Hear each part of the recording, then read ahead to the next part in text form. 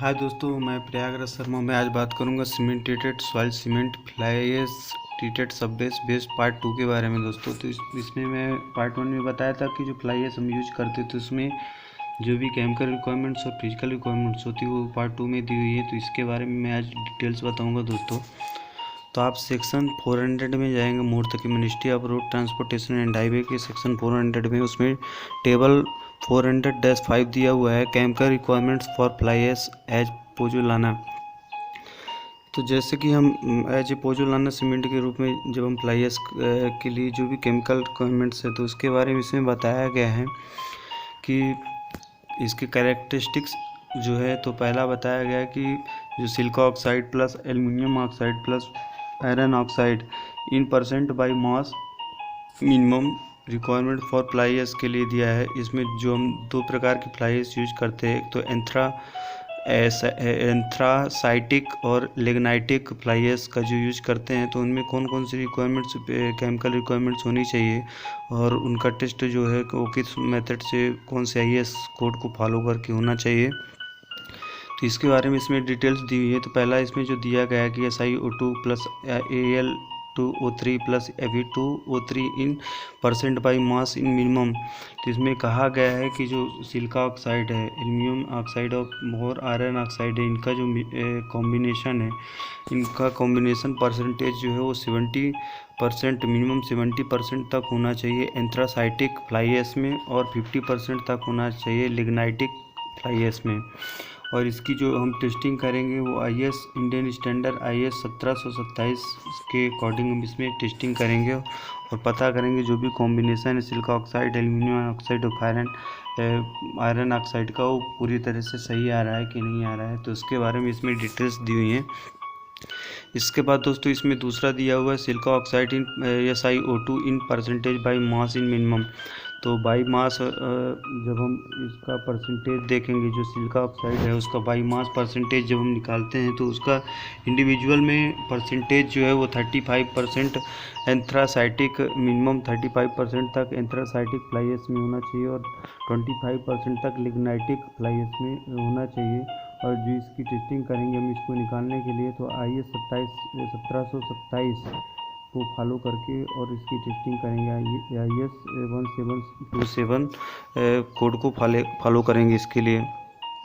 इसके बाद दोस्तों जो फ्लाई ऐश में magnesium oxide MgO in percent by mass जो होता है तो वो कितने परसेंट तक होना चाहिए, तो इसमें मैक्सिमम 25% तक जो है एंथ्रासाइटिक फ्लाई ऐश में होना चाहिए मैग्नीशियम ऑक्साइड, और लिग्नाइटिक फ्लाई ऐश में 25% तक 5% तक इसमें मैग्नीशियम MgO मैग्नीशियम ऑक्साइड जो है वो होना चाहिए। और इसकी टेस्टिंग जो करेंगे वो IS 1727 कोड के अकॉर्डिंग होगी। इसके बाद दोस्तों इसमें जो SO3 in percentage by mass maximum, इसमें जो हम सल्फर ट्राईऑक्साइड रहता है वो एंथ्रासाइटिक फ्लाई इसमें हमको मिनिमम मैक्सिमम जो है 2.75% तक होना चाहिए। इससे ज़्यादा जो है SO3 नहीं होना चाहिए।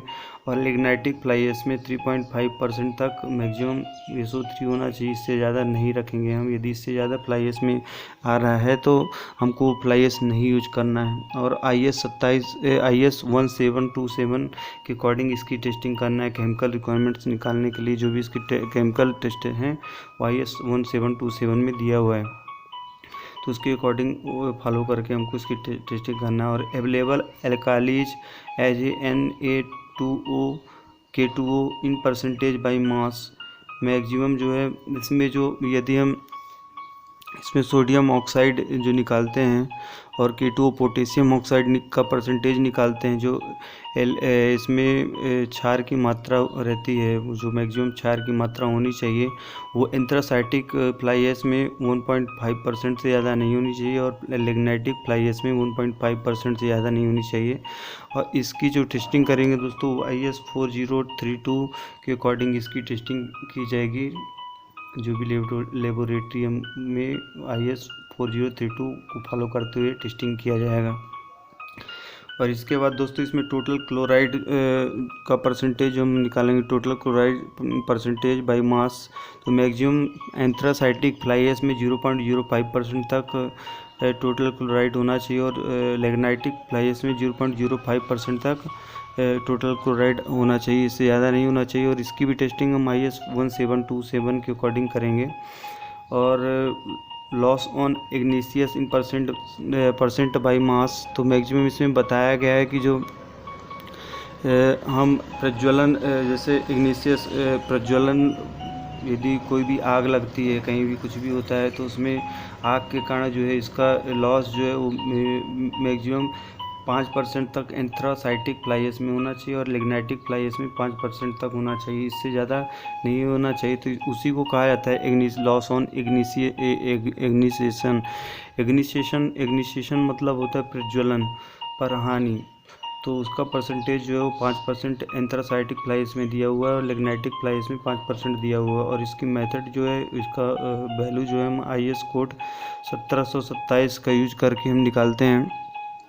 इसके बाद दोस्तों इसमें टेबल 400-6 में बताया गया जो इसकी फिजिकल रिक्वायरमेंट्स हैं for fly ash as a pozzolana cement के लिए। जो फ्लाई ऐश हम यूज करते हैं के साथ, सीमेंट के साथ हम जो फ्लाई ऐश यूज करेंगे, तो उसकी जो फिजिकल रिक्वायरमेंट्स हैं जो समान तौर से लेबोरेटरी में निकाला जाता है साइट्स पे, तो इसमें पहला हम निकालेंगे जो फ्लाई ऐश है उसका फाइनेस चेक करते हैं, और specific surface in metre square पर KG by Blaine's permeability test minimum.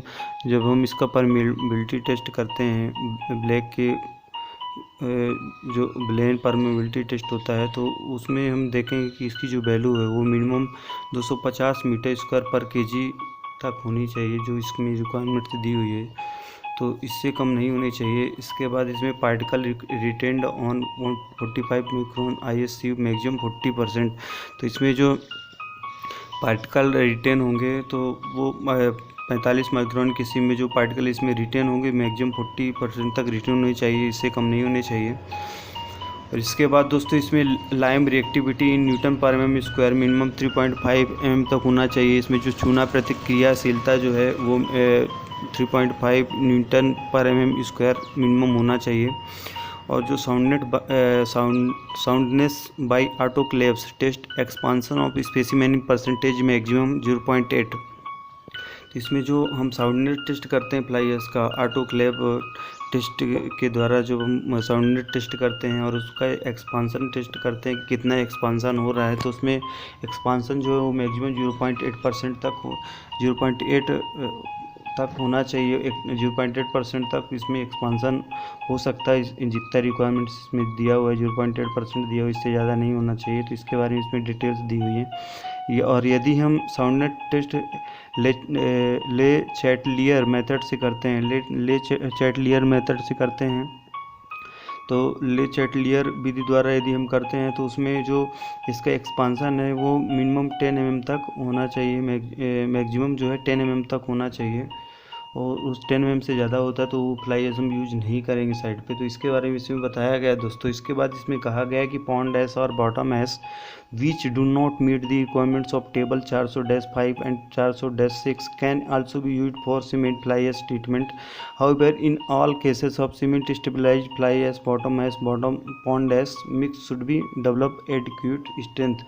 तो इसमें कहा गया है कि दोस्तों की जो तालाब की ऐश होती है, जो तालाब की राख होती है या उसके नीचे की राख जो होती है, वो टेबल 400-5 और टेबल 400-6 की जो भी उसमें रिक्वायरमेंट्स है उसको पूरा नहीं कर सकती हैं। बट फिर भी हमको यदि उसको यूज करना है तो उसमें सीमेंट फ्लाई ऐश का ट्रीटमेंट किया जाएगा, उसमें सीमेंट का स्टेबलाइजेशन फ्लाई ऐश के साथ किया जाएगा और बॉटम ऐश के साथ मिक्स किया जाएगा और उसकी प्रॉपर्टी को सुधारा जाएगा और उसकी स्ट्रेंथ को देखा जाएगा कि जो मिश्रण को पर्याप्त ताकत विकसित, उसमें जो भी हम मिक्स यूज कर रहे हैं तो उसमें जितनी हमको स्ट्रेंथ चाहिए तो उतनी स्ट्रेंथ उसमें विकसित करनी चाहिए, और करने के बाद ही हम उसका इस्तेमाल कर सकते हैं साइड पे।